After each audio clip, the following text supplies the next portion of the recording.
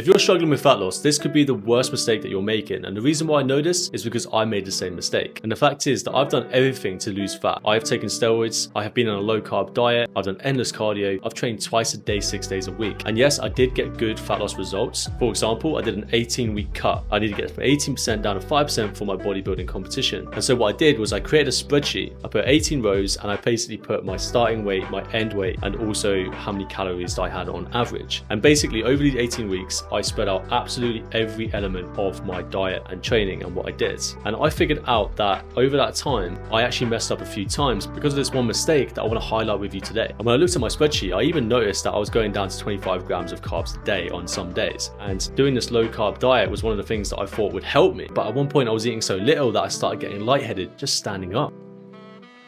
I was getting home and I was so tired and fatigued all the time. My cravings were unreal. There was a time that because my calories were so low, I actually remember going to the shop and buying spinach and tuna because I just wanted food. And I literally had no calories left. And even that made me feel guilty for being over by 100 calories. And it really was not a way to live. And I'll tell you what the worst thing about it was. It wasn't that my body didn't get in shape, because I definitely got in shape. Like, don't get me wrong, 5% body fat, I was in the best shape of my life. I looked amazing at the time. But I couldn't get over the fact that I was having these headaches, this lightheadedness. I couldn't have social occasions and drink beer and have fun times with my mates because I was so consumed by this goal of trying to be as cut as possible. And it was this problem that kept emerging, that my life was more than just what my body looks like. But when you're competing for a bodybuilding show or you're trying to go for a fitness goal, you're just consumed by it and obsessed. And the thing is, you do need to have that obsession to be good at something. But if you don't have balance, it is going to tear you apart. So what I want to introduce you to is something called the Maslow's hierarchy of needs.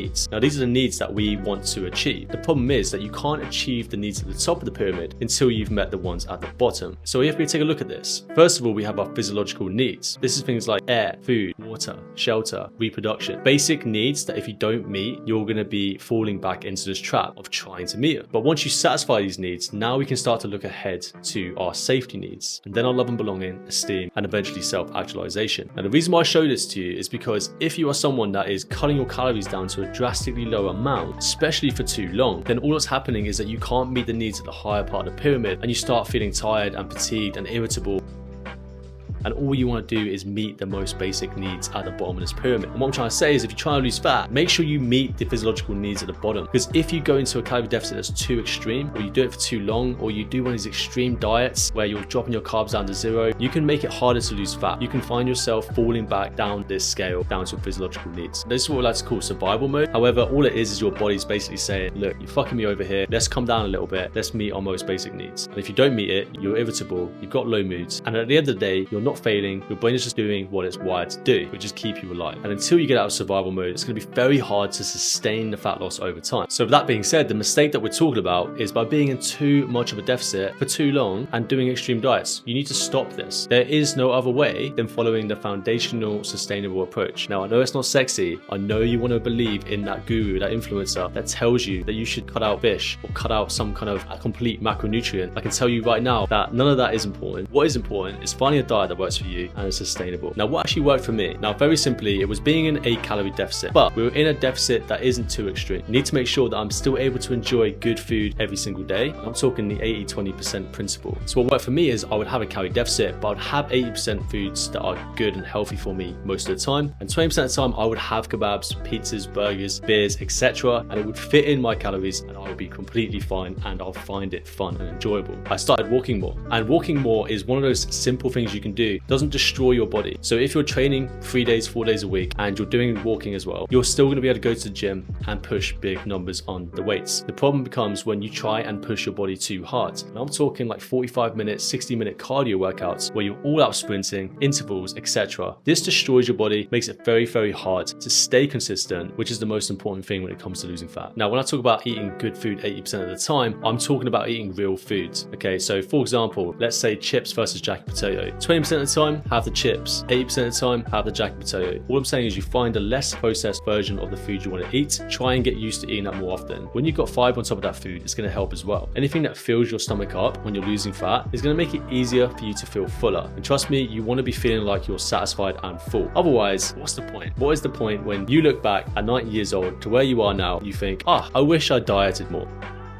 I'm pretty sure that's not the case, right? Enjoy the life you have, but just remember that eating whole-based foods doesn't have to be boring. You can enjoy whole-based foods and still fit your macros and still hit your goals. Pretty goddamn good for you. The next thing I did was I dropped my strength down from 6 days a week down to 3. I've always spoken this about before with you guys, and if anyone wants an example of a 3-day program, send me a comment below and I'll get you hooked up. But by training 3 days a week, it allowed me to recover in between. So not only am I getting stronger in the gym, I'm recovering, my body's not stressed out too much. I can get my walks in, I've got the time to, I'm eating 80% good foods most of the time, and because of this focus on recovery, I was actually losing fat but felt better. And the way my body responded was I actually started to get leaner, stronger, and more chiseled, but I even felt better. And that is because my stress hormones were lowered as opposed to how they were before. And let's face it, most people don't do this because it's boring. It's not dramatic, it doesn't feed your ego. There is nothing about this that is super exciting. And so this is why there's another thing you need to think about, and that is your purpose behind what you're doing. Now, I'm not gonna get all woo-woo here with you guys, but it's very important that you recognize that you can go down the route of trying to change strategies all the time, or you can go down the route of changing this thing here. By getting your mind in the right place, you've got your purpose in check. I promise you all the actions will then flow naturally and it will feel a lot easier. And so when I asked myself why I wanted to change, everything shifted in a way that made it easier for me to stick to my goals and not fall trapped to all these fad diets out there and all these bullshit claims. And the real mindset shift was recognizing that it's not just about me looking better, but I actually want to feel better. I want the energy to have a good social life. I want to have the energy to go travel and do cool things. Why would I want to spend most of my time in a deficit to have abs that I never get to use and enjoy life with? And it was that purpose and that clarity that things started to click. Now, you don't need to suffer to get lean. You don't need to punish yourself. If you've been tired, frustrated, I get it. I've been in your shoes. It is hard when you don't have a plan, but it's not about doing more. It's about doing the right things consistently. And it's very important to recognize that you're not broken. When trying to lose fat, you have to make sacrifices, right? People say that I feel hungry when I'm dieting, and you are going to feel hungry. It's completely normal. Just push yourself through it anyway, because at the end of the day, when you get through your goal and you get where you want to be, not only do you build the confidence in how you feel and about yourself, but you also have a body that will stand the test of time. And let's think about it. When you're 90 years old looking back and you see those shredded pictures, mate, you're going to be like, nah. It's completely normal to feel like this is a hard thing to do. Change is not easy, okay? Remember, there's something called homeostasis. Your body wants to stay where it is. So whenever you try and make a dramatic change, your body's going to resist. Initially, you're going to get a little change, a little spark of motivation. You've probably felt first week or two of a cut, things are going really well. You see in the weight drop, you start to feel like you're on a mission. But then week 3, week 4 comes about, and then suddenly it gets hard. You realize everyone around you is not supporting you anymore. It suddenly got quite lonely. And this is what happens on any journey. Anything that you want to change, making 10 grand a month, wanting to lose 10 pounds, it's all the same thing. A goal is always going to come with some challenge, but challenge is a good thing. Challenge is going to result in growth, and you never grow without something pushing you to grow in the first place. So just to wrap up, the reason why you're struggling to lose fat is because you're trying to do it too quick. You're trying to go too fast. So what I'll ask for you is just slow it down. Try and enjoy the process and the journey. As I said, when you get to 90 years old, you're not going to be looking back at this moment thinking, I just wish I got leaner. No, you're going to be thinking, why didn't I do more fun stuff in my life? Why didn't I nurture more relationships? Why don't I spend more time with the people I love? Why don't I go cool shit? Like, why are you trying to lose fat in the first place? Is it because you want to have a six pack? Is it because you want to have a flat stomach? You want to get a bit more toned? Or are you doing it for a reason? What is that reason? Figure out what it is. That will set you free and make it a lot easier to get in shape. Right, now, if this hit home, if you've been following bad advice or feel stuck, I would love to help. Drop a comment below. What's the worst fat loss trap that you fell for? Let's get it out there and save someone else months of effort. And if you're done spinning your wheels, I'm opening a few spots for coaching calls. No pressure, just a real plan that works. Link in the description if you're ready. And if you enjoyed this video, drop us a like and subscribe and let us know what you want to see next. Bye.